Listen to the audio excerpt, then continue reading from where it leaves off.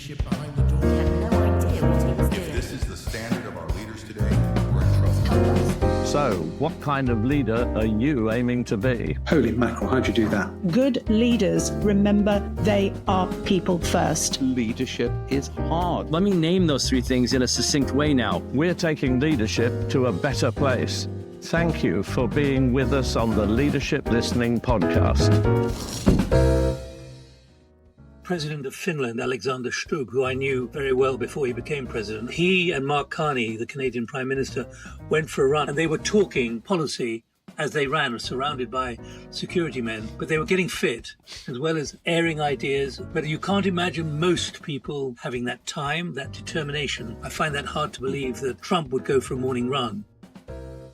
Today's Leadership Listening guest is Nik Gowing, a journalist and longtime presenter of BBC World News, covering conflicts, political crises, and international summits. After broadcasting, Nik shifted into researching how leaders handle uncertainty and rapid change. From interviewing hundreds of leaders, his core finding is blunt. Most leaders are not prepared for the speed and complexity of modern disruption. He wrote about his findings in two publications, A Sky Full of Lies and Black Swans in 2009, and in 2018, Thinking the Unthinkable, a new imperative for leadership in the digital age. There were three core findings. Leaders need faster decision cycles, greater openness to uncertainty, and to let go of command and control mindsets. He also found that the biggest barrier to leadership is leaders themselves who need to drop the ego, avoid fear of being wrong, and, interestingly, remove addiction to uncertainty. The spooky thing about today's very troubled world is that Nik was predicting it some 20 years ago.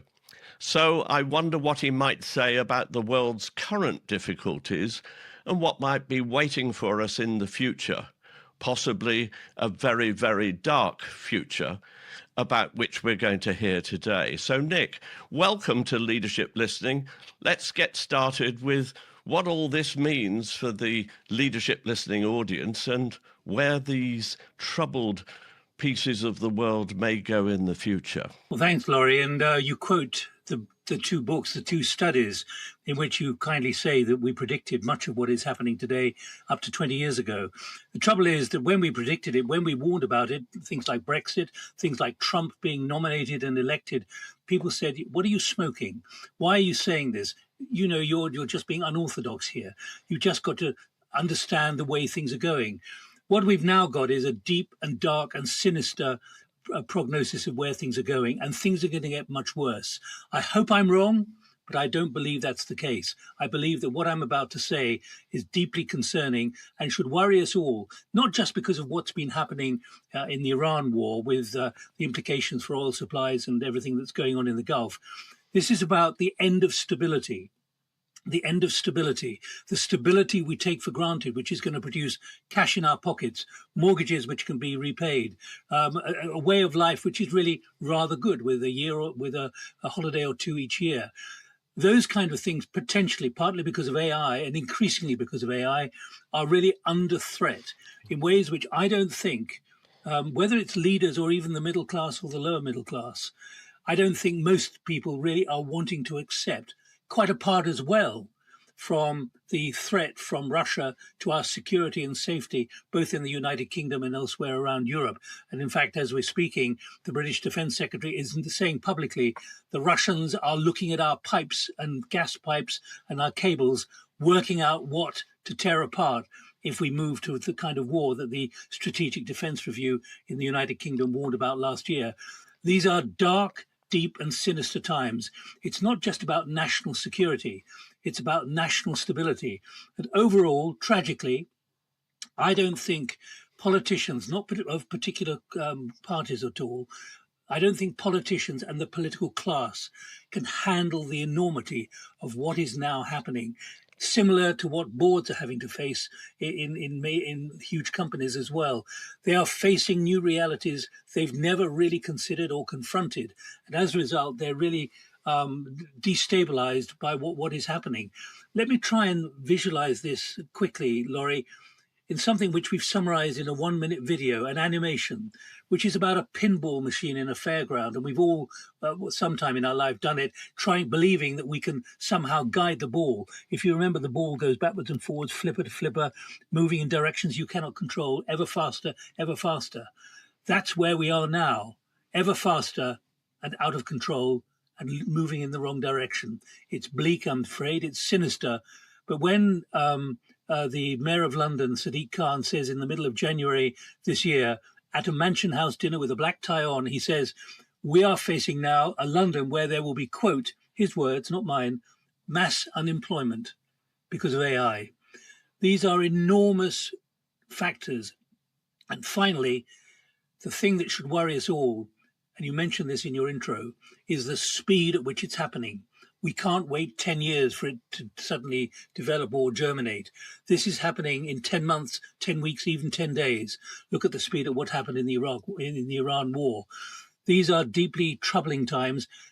And my very strong advice to leaders or leaders of the future is not think about being optimistic or pessimistic, but being realistic. Think the unthinkable. Think the unpalatable. And if you think in a realistic way, a positive way, you can be positive about things which are going in the wrong direction. But Nick, isn't it true to think that I'm going to guess the number, 95% of the world's population wants a roof over their head, maybe a little garden, a bicycle, a car, a holiday, a job, their health, their education. And let's say 5% of the world's population, the politicians and civil servants and diplomats, are there to create the conditions where that happen. So are we looking at the 5% and what goes on there?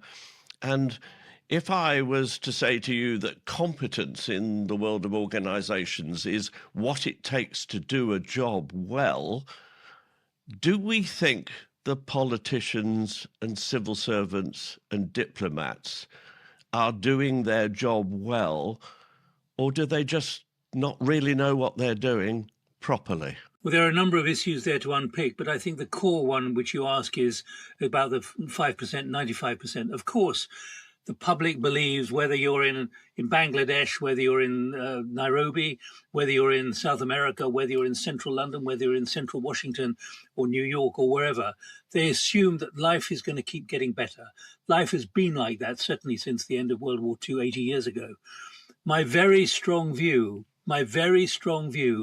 is that assumption is now flawed and is no longer something which can be taken for granted. And that's why it's going to create enormous problems of instability in countries, in every country, whether you're in the South and facing massive development problems, or you're in the most sophisticated countries of the West, or what we maybe shouldn't call the West anymore, or the developed world. The assumption is, and this is why it comes down to a national stability problem, politicians are going to have to learn to say, as they're beginning to have to say in the Iran crisis at the moment, we can't guarantee the kind of things you now assume we would have guaranteed. In other words, there is a level of instability and fracturing and rupturing that's going on to everything. That's why I come back to the pinball. If one thing is sorted out, the ball moves in a different direction, creates another problem and another problem and another problem, and they're all feeding off each other. There are only 24 hours in a day, and the economic capacity is limited to the kind of traditions. The traditions which we've taken for granted no longer apply. That's why what is happening, and you use the word scary, that is why what we are now facing is scary. And it's going to happen not in 10 years, not in 2036. 2036 is tonight at 8:30. It's that speed which is now about to really rock a lot of people and make people have to realize that the way they're thinking is no longer something that can be delivered by the political class and the corporate class. And if the way they're thinking isn't right, that for me boils down in the direction of the word competence and dependable relationships. And I think we live in a world where there are, by definition, people, therefore, who are not competent, who haven't, therefore, got dependable relationships, and hence the kind of turmoil that we seem to be getting into now and getting into more so in the future. What I'm saying, though, Lawrie, is that actually much of the kind of framing that I've just put to you would floor most leaders, or probably every leader. In other words, this is beyond the traditional orthodoxy of leadership to handle. And I think it's wrong to blame people for getting this wrong.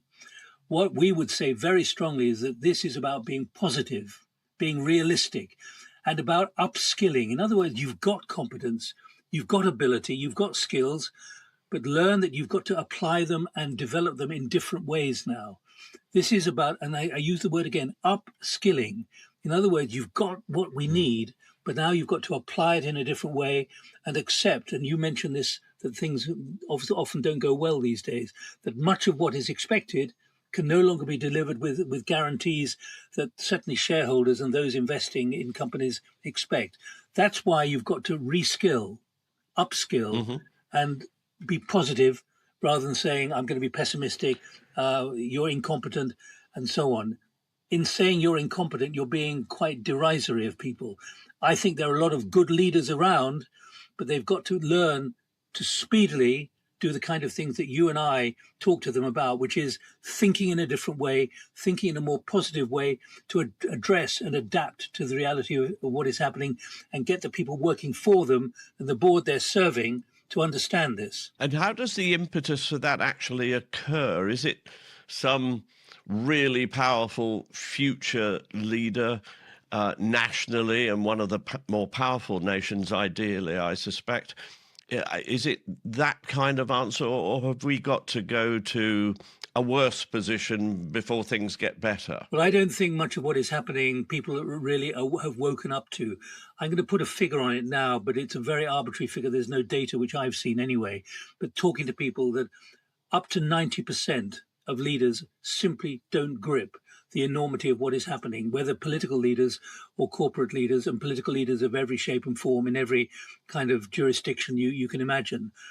This is about changing the way they think, changing the way they approach the job. The trouble is, and this is what certainly we're seeing in the United Kingdom and several countries around Europe, the trouble is, the belief is that politicians will somehow miraculously resolve and solve the problems.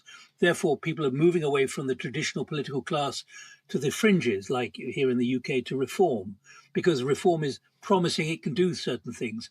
I would put to you that even if they get to government, they will find it really difficult to handle this, these dynamics, the backwards and forwards, and the inability to handle what is happening and knit it all together. So, Nick, after decades of interviewing world leaders, what actually separates those who sound like leaders from those who actually are leaders? If we have some examples of that, that would be mightily helpful. In the political class, you've of course got politicians who have to serve their party. They have to serve their party, and they will be elevated through the ranks, maybe to the top as well, by doing the right thing by the party. I would suggest to you that Mark Carney, the Canadian Prime Minister, particularly with his speech in Davos on the 20th of January this year, was very right, and I would endorse it 110% when he talked about a ruptured world we're now facing. Not just a world in transition, a ruptured world. But why do I say that? Because he's not a politician. He's a political leader. He decided to go into politics very late, having been governor of the Bank of Canada and governor of the Bank of England. He decided to go into the political maelstrom. And what he's said and the way he does it is not traditional politics, unlike his predecessors. In the corporate world, we use the phrase zombie orthodoxies. And I've talked to many executive search firms about this, and people representing firms about what they're asked by their clients. And the clients want a certain kind of tick box approach, which is qualifications, but also record as well. I would say very strongly that what you've got to do is break away from that. You've got to take risks. And you've got to have people who are not bound by zombie orthodoxies, orthodoxies which they've learned at business school, which they've developed in the company that they've been working in and probably progressed through. Those orthodoxies are actually holding them back and not largely applicable to the new reality we face of an unstable world where the pinball is moving backwards and forwards at ever higher speeds. This takes bravery, and that's why I come back to Carney, because Carney, at the time of recording this, has been Prime Minister for about a year, but he's shown himself to be distinguished by the fact that he doesn't think in orthodoxies. Now, I'm not going to talk about Trump, because that has its own particular variety of unorthodoxies. But I'm talking about those who in the political class, whether in Brazil, whether in Kenya, whether in South Africa, who are really struggling with this because they can't break away too easily from the constraints which qualified them. And therefore, one of our main findings is the qualifications which get you a job actually disqualify you from being able to do that job. Qualifications which get you a job disqualify you from being able to do that job, because in complying with what is needed in the tick box for the executive search firms, you're actually being predictable as opposed to being unpredictable and being prepared to create new mind muscle to think about things in a different way. I spent quite a lot of my early career, in the public service, and I wonder, Nick, whether politicians have sort of wandered away from an understanding of that prime accountability, responsibility, vested in those two very important words from my point of view, public service. There's this orientation towards the political party, which has to be there for a particular set of reasons, but seem almost at odds with public service. And if one looks at the public service in the UK, I think there's an argument which is difficult for politicians to say, that the civil service is significantly broken these days, and public service, through the provision of health or police or transport or whatever, has suffered accordingly. Your thoughts? You're absolutely right, but I don't see how this is going to change. We're speaking in the United Kingdom. We've got a new cabinet secretary. A few weeks ago, the Prime Minister, Keir Starmer, issued an instruction to civil servants to be bold, to think the unthinkable, to think the unpalatable. Having bounced this off quite a few people, and I knew what the answer was before I even asked the question, they say easy for him to say, but actually it's so easy as well to be dismissed or to be downgraded or marginalized for thinking in an unorthodox, uncompliant way. What you've got embedded, particularly I think in the British civil service, most people are brilliant as operators and they are extraordinary thinkers, but they say they are high-bound and hamstrung by the fact that they're expected to comply as opposed to think the unthinkable. Of course, unthinkables can't be thought about, but you need to be able to think the unthinkable, or as we say, the unpalatable, think the unpalatable, and raise it in meetings and be prepared to be counted out. Let me use one word here. It's easy to be dismissed as wacky. That person, that civil servant, that person working in that department is wacky. Don't listen to him, out of order. That wacky person is actually probably the visionary as well. If you call them wacky, you're demeaning them. If you call them visionary, you're enhancing their status and their ability to contribute in constructive ways. It's interesting that you should say that, because in my practice, one of the lenses that we use is to think of people as being either a visionary or an analyst or an implementer. And if you think about people that you know, they will fall under one of those headings. What I think we want in leaders, ideally, is 1/3 visionary, 1/3 analyst, 1/3 implementer. Doesn't happen that often that you get all of those three occurring in the same person with the same kind of Carney type energy. With the ability to survive under the internal pressures. And that's where there's a significant problem, whether it be in the UK or many other parts. Look at what's happened with DOGE in America. Public servants of decades of service were simply summarily dismissed, almost without a pension. This is not the kind of environment in which people are prepared to serve their political masters, if that's what happens, and they move from one side to another depending on which president or which political party is running the country. This is why there are dark times. And I've only mentioned Trump once, but when you look at what Trump is doing and has done to the sanctity of American public policy and public life, he has decimated it, and vast areas in Maryland and Virginia are now inhabited by people who have made a career in government and have no work at all, simply because they're not politically correct. Being politically correct does not mean you are politically right, and that's a big problem. Yeah, and I think also if we're talking about Trump and the US, what it seems to me is being lost from the USA is that invisible credibility that has been built up over a long period of time. That is being expended invisibly at a very, very significant rate. I agree. And once expended and once demolished and destroyed, it's very difficult to build it back because people will naturally be suspicious, even if they're offered a good pension and so on. And I think that's what's happening in many countries. And we're seeing it at the moment in Hungary. We're seeing it in France. We're seeing it in Italy. People who do not fit the political leanings of those in charge are summarily marginalized or kicked out. That means that no one really wants to go there as a career prospect apart from allegiance to whoever is in power. This is why this is a dark time, because I do not think that the kind of things, and it's interesting going back over what happened in Ukraine and the invasion just over 4 years ago, the amount of thinking that went on when the evidence was clear that Putin was moving a Zapad, which is a military exercise, around on the Ukrainian borders. No one could believe, no one really wanted to say within government, this means he's going to invade. They simply could not believe. Yet the evidence was very clear.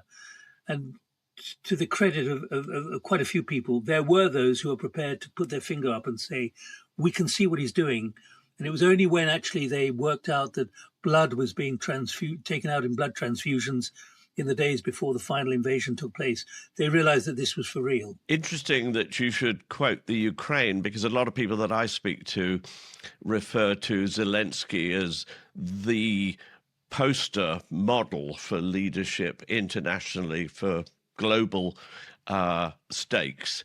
Your views? I think it's remarkable what he's done. I went to Ukraine. I was in Ukraine about 2 months before the war started. I went to the Chernobyl plant on an incredible day in November 21.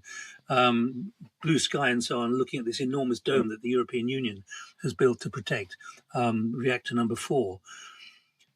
But Ukraine is a very corrupt country. And I was there for the Kiev Economic Forum.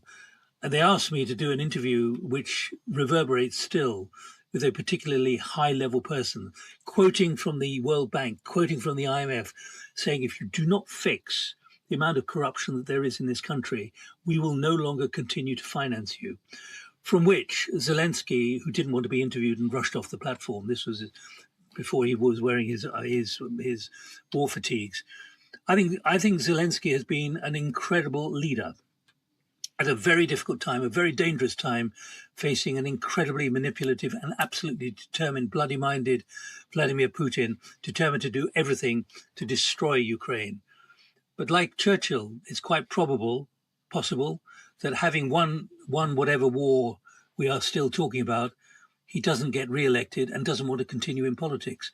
Because actually being a war leader and a leader in a time of crisis is not the same as running things and emerging from that crisis. And when, Nick, with the hundreds, nay, thousands of interviews that you've done on stage, on camera, what are the sort of leadership behaviours that, to you as the interviewer, instantly signal credibility on camera? Because many of the leaders who are looking at leadership listening or listening to it have to appear in the media and on camera. Many of them are underbriefed for what they're doing and what they need to say, particularly during a time of crisis.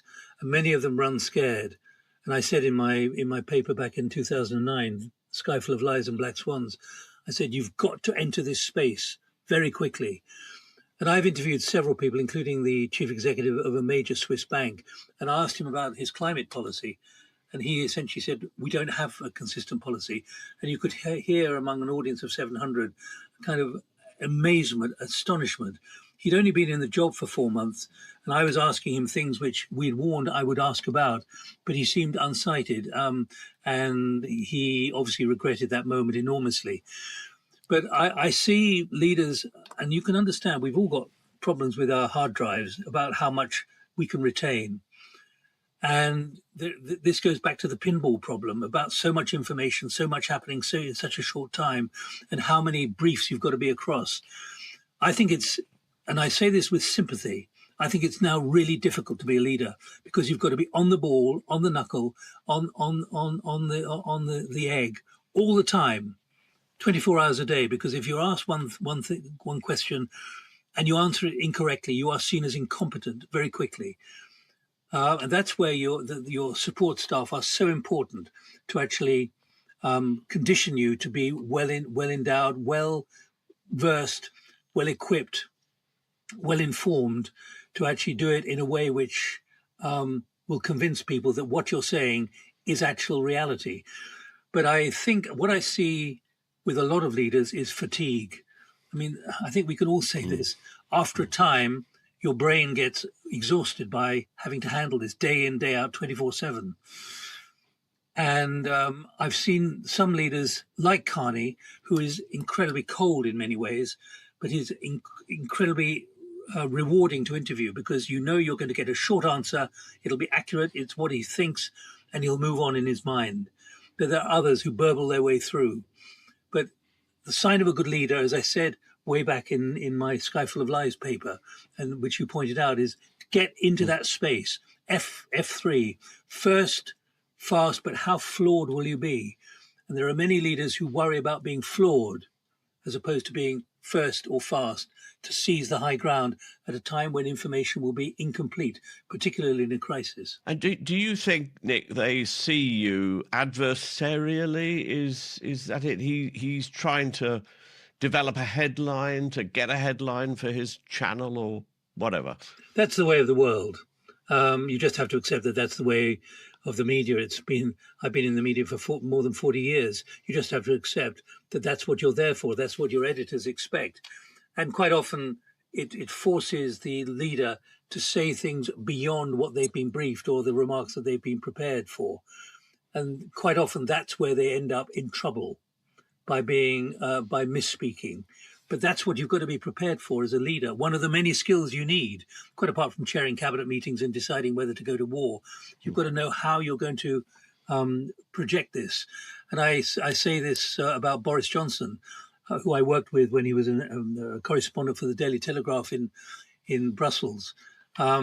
Remarkable intellect, but a real danger to have around because he makes stuff up.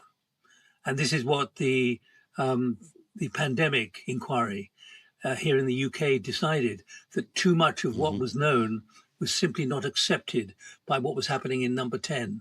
And therefore they made bad judgments. You've got to be on top of everything, and you've got to be prepared to understand that the unthinkable is thinkable, the unpalatable is palatable. It will happen, it can happen, and don't hope it won't happen, because it will happen, and you need a system around you, a level of confidence around you, which will provide you with the backing to handle this at a moment's notice wherever you are. And we know there are many politicians and others who've been caught out by the rogue question and the, do I have to answer that?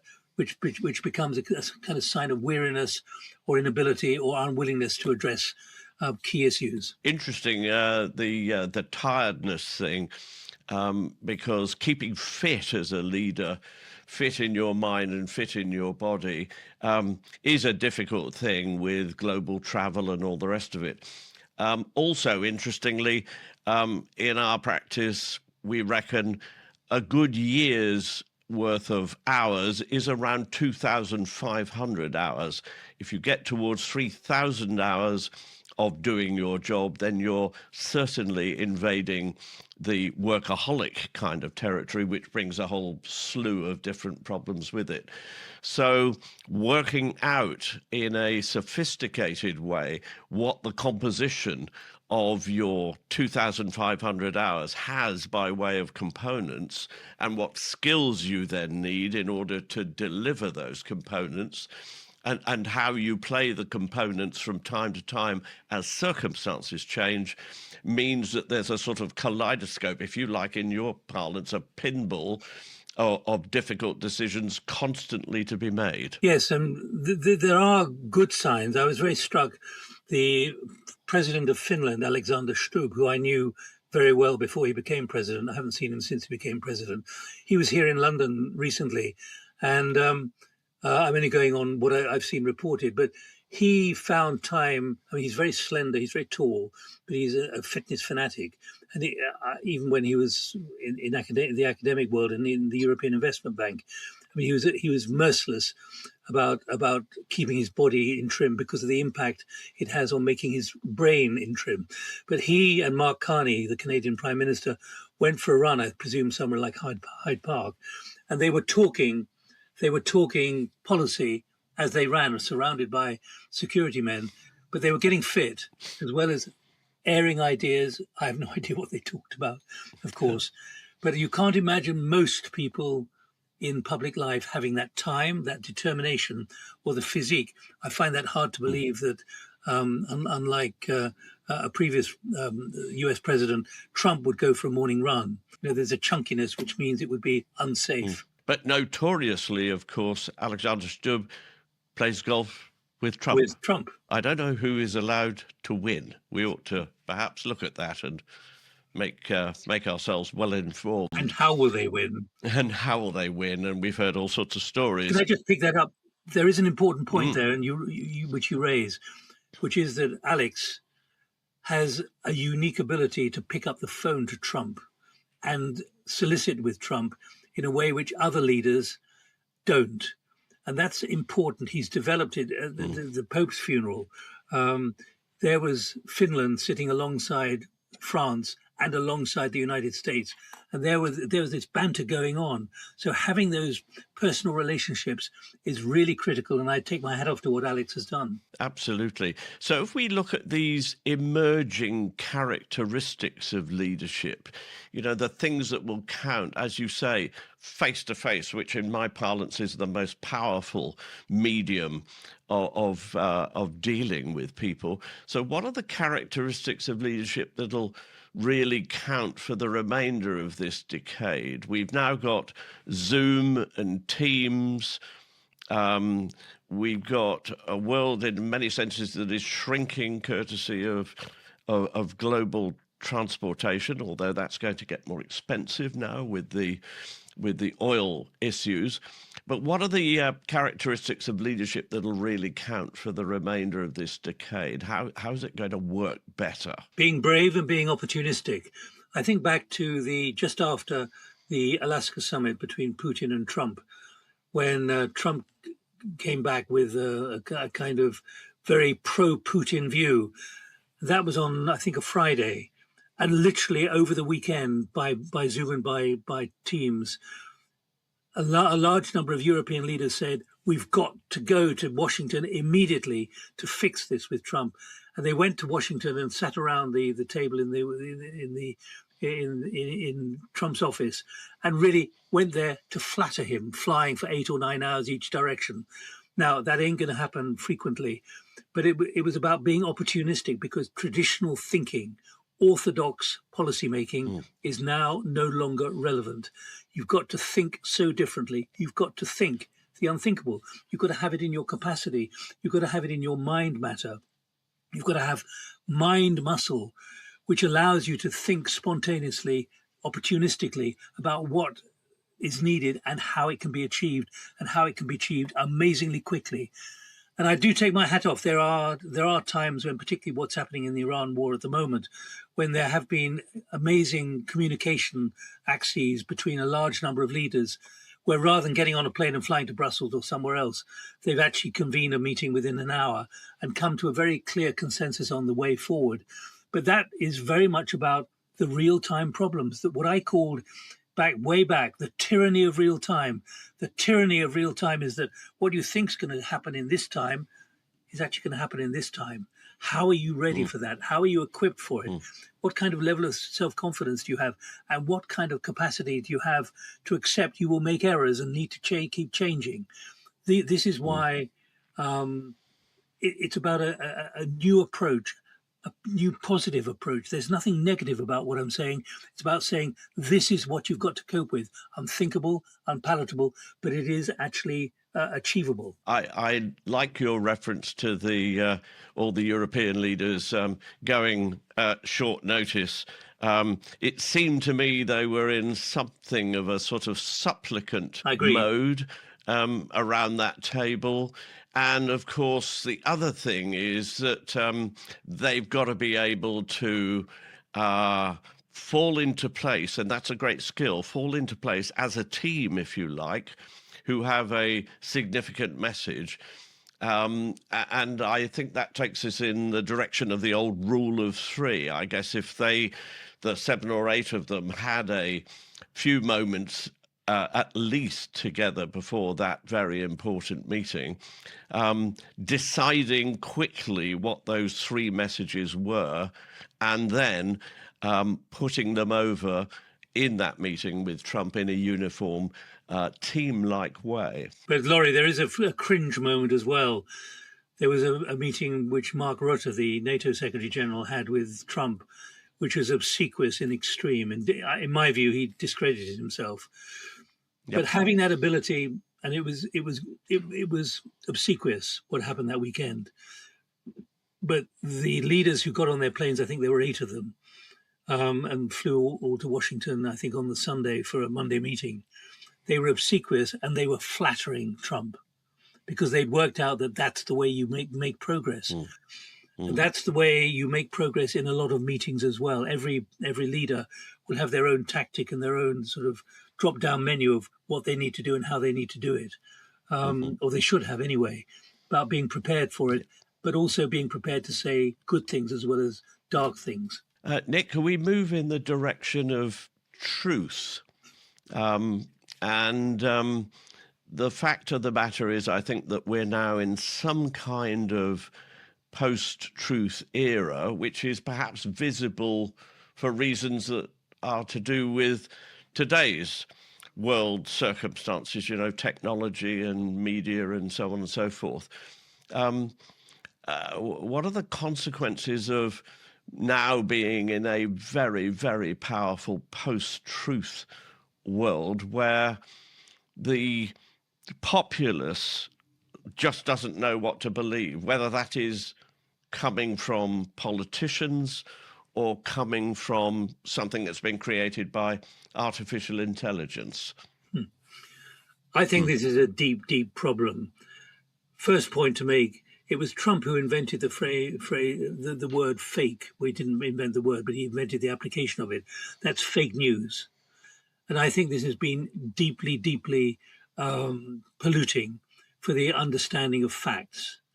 If people don't like what they hear or what is said about them or what is said about anything they think they know about, they say it's fake. Fake means it's wrong. Trump labeled a lot of stuff he didn't like as fake news. That has taken on a life of its own in ways which deeply, deeply concern me. I get very unsettled by the number of people who say to me, that's wrong, it's fake. Even though it's correct, it's labeled as fake, which is wrong and created in order to make a point. So Trump, in my view, has distorted and exacerbated incredibly sharply what truth really is. And you know what his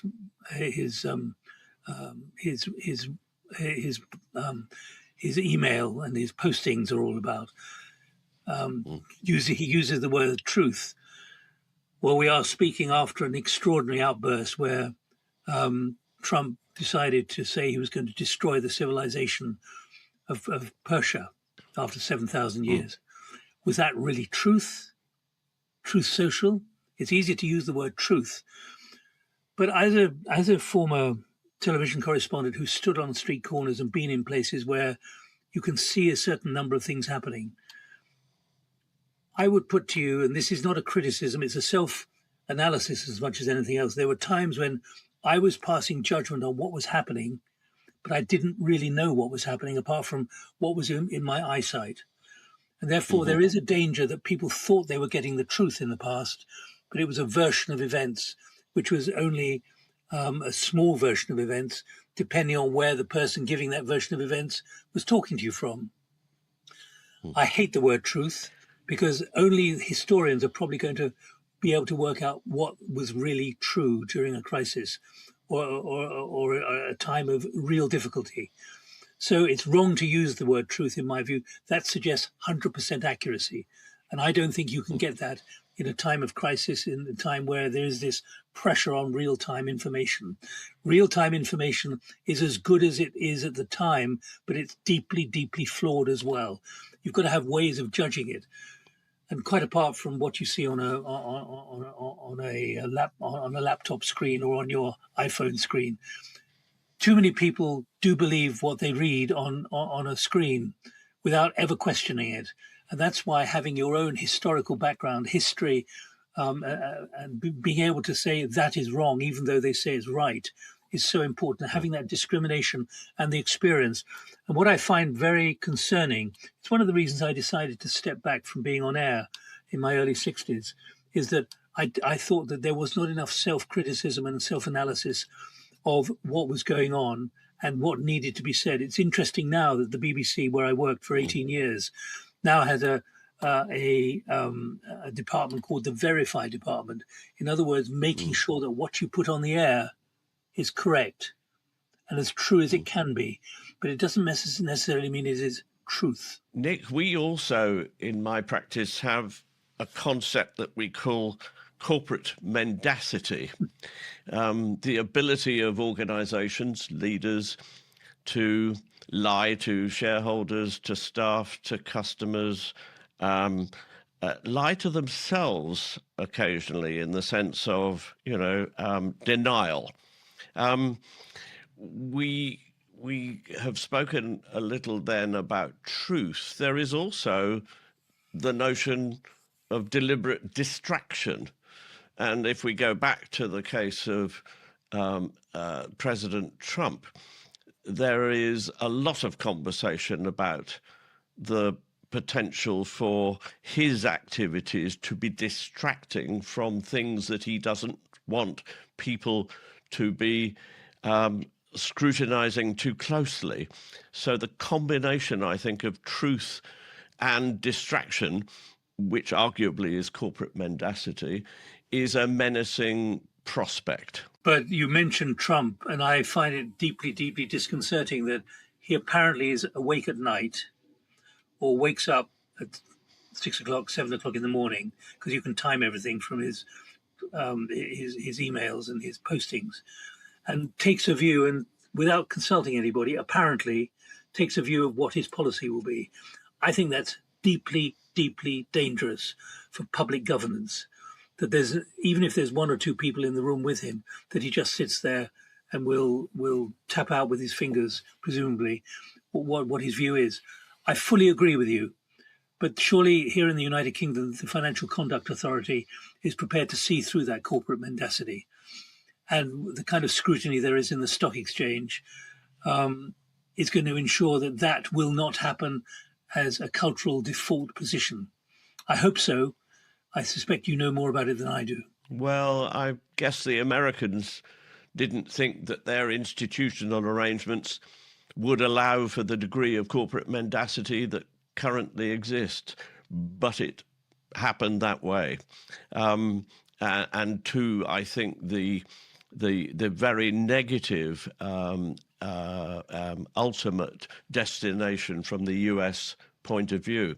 Interestingly, for people who want to study Trump, there's a very, very good book called the Strange Case of Donald J. Trump, written by an American psychologist called McAdams, which is a bit of a heavy read, but it explains everything if you have the time to read it. There are many. The worrying thing, though, before we move on to what I know you want to talk about as well, there are many leaders or political leaders with aspirations to be government, president or prime minister who are looking to Trump and saying, he's got away with it. That's what I'm going to do next time round. That's why what Trump is doing with his mega movement and so on is so sinister for the stability of the world, because many other leaders believe they can get away with it as well. And that happens in organizations in the corporate world, it seems to me. If you've got, let's say, a badly or poorly behaving chief executive, very often the next tier down and the tier below that will display what I would describe as imitative behavior. You know, the boss is like that. That's probably the best thing for us to be as well.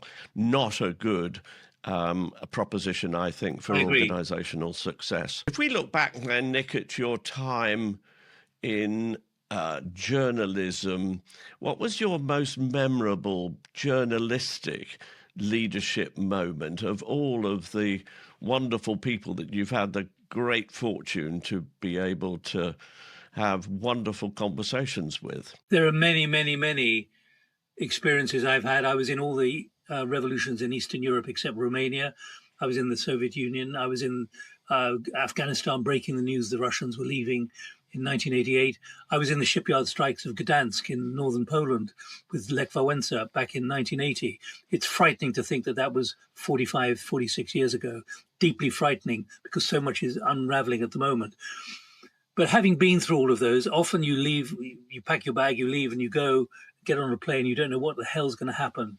And now what you can do with your mobile phone is so wonderful. What you can do, what I can do with this, standing in front of it like anyone can with FaceTime and so on, broadcasting within 30 seconds of recording it or doing it live, is nothing to what we had to endure back in my earlier days, including with film known as celluloid, where you had to ship a can of film back to get it put into a laboratory. And that's where I was first working at ITN and Granada Television. But I say all of that because the technology has moved on so brilliantly, which means that virtually from 99.9% of the world's surface, you can broadcast now. Mm-hmm. That's both enriching, enlightening, but also quite sinister.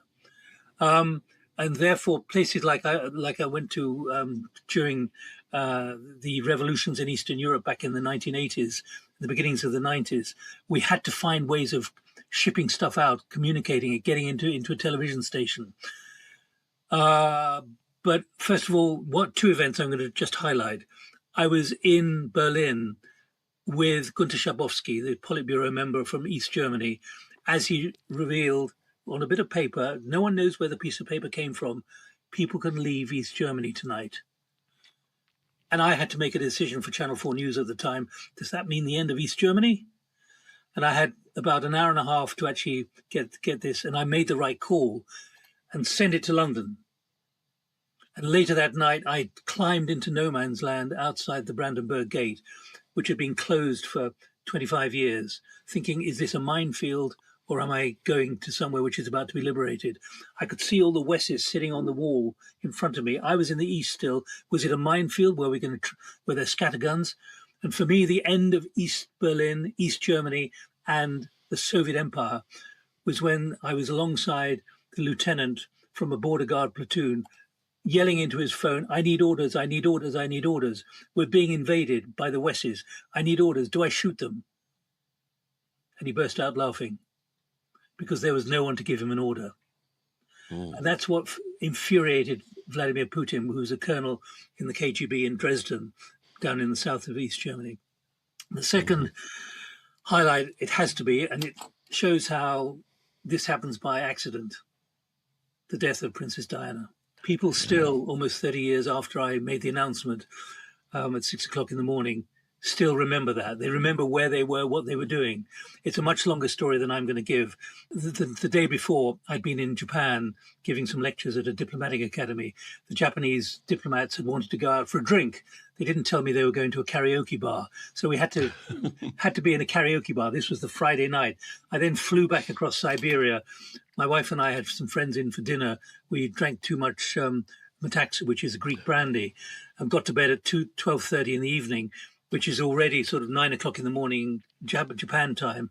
And the phone went alongside my bed. We didn't have mobile phones in those days, from my editor at 1:10 saying, "DOGE is dead and Diana may be dead."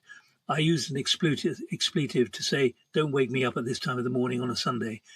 But by 2:30, I was on air. Now, it was a very lonely existence because there were only 3 people in the office. There was no 24-hour news at the time. And because we didn't have this, there were few people phoning us in, but people were phoning us in saying they'd seen a woman walk away from the wreckage. And this is what I call the tyranny of real time and the sky full of lies. The way people manufacture news, manufacture their idea of what has happened. Fortunately, we didn't put any of this on air, so that when I made the announcement of Princess Diana's death, we had known for a few minutes that she was dead because Robin Cook, the then Foreign Secretary, was in the Philippines and had told the BBC correspondent with him that she was definitely dead because of the British ambassador. So when you look at news and you look at what's happening at the moment in the Middle East and also in Ukraine, although it's partially forgotten about because of so much happening in the Middle East, much of what you report on, you never know is going to happen when you set off from London.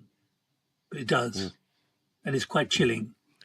But people like you ask me about these kind of events, and I relate them because actually they are important moments in the firmament of news. News, it doesn't happen to an agenda. Quite often it happens off agenda in unthinkable and unpredictable and unpalatable ways. Yeah, that was quite a moment. We all remember where we were. Where were you? I was in eastern Spain and on my way home on that day because it was the end of a week's family holiday. And it was quite something. And I also remember seeing your live declaration at 6 o'clock in the morning as part of one of the Bond films, if I remember rightly. There's a little slice of your interview that appears in one of those. Can I just tell you something, if I may? I discovered amazing things about what people really do on a Sunday morning, on an early Sunday morning, coming back from Saturday evening out.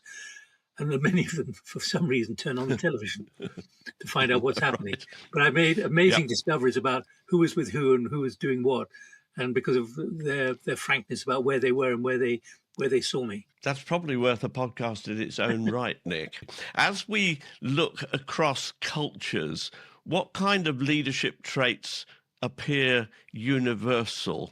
What do we need now to move towards in order for the world ideally to be a better place? To understand the kind of things I identified and you kindly raised at the beginning, a sky full of lies. You cannot deny truth, however you'd measure truth. You cannot deny what is being produced from here. A sky full of lies comes from the Burmese government when there were demonstrations within Myanmar on using the first generation of mobile phones, and they were recording people being shot dead. And the Burmese government said simply, "It's not happening. It's a sky full of lies." And therefore, good leadership is about accepting that even if you don't want it to happen, it's happened and there's evidence for it, and you can't get away from that. Yeah, we call that standing in reality. And I have to say a certain realm of words of which standing in reality is one of those phrases that has to appear in corporate life much, much more, because what we find is that people aren't prepared to stand in reality. They prefer to sweep things under the carpet, hoping that they will go away. And this is in the privacy of the leadership team room or the boardroom. And I think you need to be mature enough as a leadership group to be able to have those standing in reality, difficult discussions and decision making. And the challenge is, surely we ought to be able to do that in the privacy of this room, rather than it appearing on the front page of the FT in a few days' time and taking you by surprise. That's why, if I may put up that cartoon, which came from Chatham House after we warned when we were publishing this book about the inability of leaders to do exactly what you've just said, Lawrie.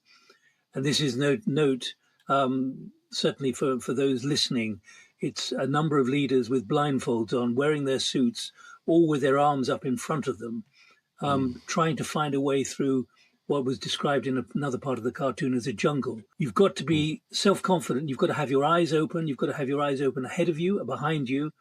And you've got to have a system around you of people who are prepared to tell you what you don't want to hear, but you need to hear as a leader.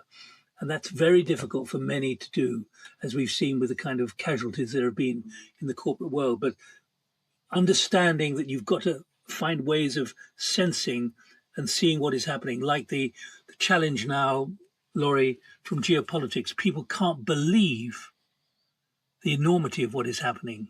They can't believe the ruptures that are occurring. But as we speak, the British government is warning about the ability of the Russians to literally destabilize the whole of the United Kingdom. And in the Defense Review last year in 2025, it was made clear that we are now in a state of war. And George Robertson, the former NATO Secretary General who led the inquiry of the Strategic Defense Review, has repeated in a new article just a couple of days ago, saying people do not realize we are now at war, but who's preparing them for it? And that means for a company, that means understanding the survivability of what you run, whether it be an infrastructure, whether it be an office building, whether it be a factory, and the kind of problem that it's facing and the kind of problems it will face. How will people get their food? How will people get their water? How will people survive?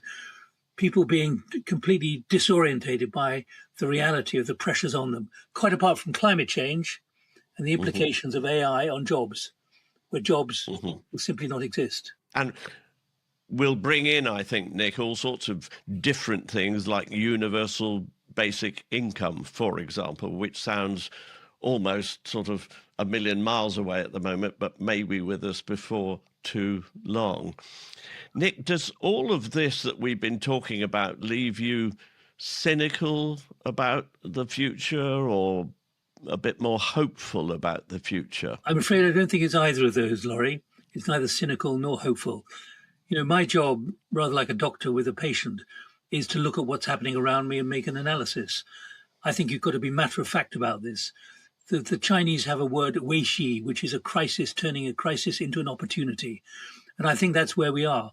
But the crisis is getting deeper, which means the avenue towards opportunity has got to be even sharper and even more elevated.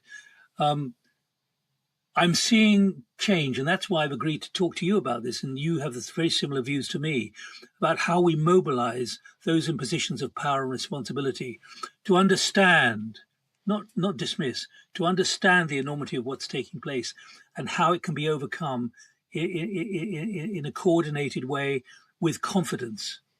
Because otherwise there's going to be all the things that you and I have talked about for the last hour is going to be piled up with this disintegration of the system and the lifestyle that we've got to learn we learn the lifestyle we've learned to live with and to learn to expect. And therefore, there are sinister avenues, there are sinister routes of travel at the moment, which I find deeply disconcerting. And what is interesting, I did a gathering for 40 executives at a breakfast meeting a few weeks ago, and all of them said, I'm glad I came to this. I wasn't thinking like this. I now have to think like this. And several of them have been in touch since saying, can we talk about it? In other words, it's a question of catalyzing awareness, catalyzing rethinking. But, you know, the world, we're on a planet. We've just seen Artemis 2 go to the moon and back. We are a tiny ball, but I would say that the human frailties and the human form and us as humans possibly won't enjoy, or probably won't enjoy, the level of security and self-confidence that we think we've developed in the last 8 to 10 years. I say that with great sadness. Me too. On a lighter note, Nick, we always end with your pet hate and secret passion. How do you rate those two? My pet hate, I don't get worked up about it, but it is actually much of what we've talked about. People who lie, people who set out to deceive and get the better of you. But tragically, I can say that it happens all the time. As for passions, there are things which I can enjoy, but I prefer not to talk about them. Marvellous answer. Thank you, Nick. True journalistic answer. I'll say to viewers and listeners of Leadership Listening that if you've got comments and reactions, those can be emailed to podcast@leadershiplistening.com. But in the meantime, Nick, thank you for a wonderful tour of a journalistic career and all that went with it. And all the information and views that you put forward. A marvellous hour. Thank you.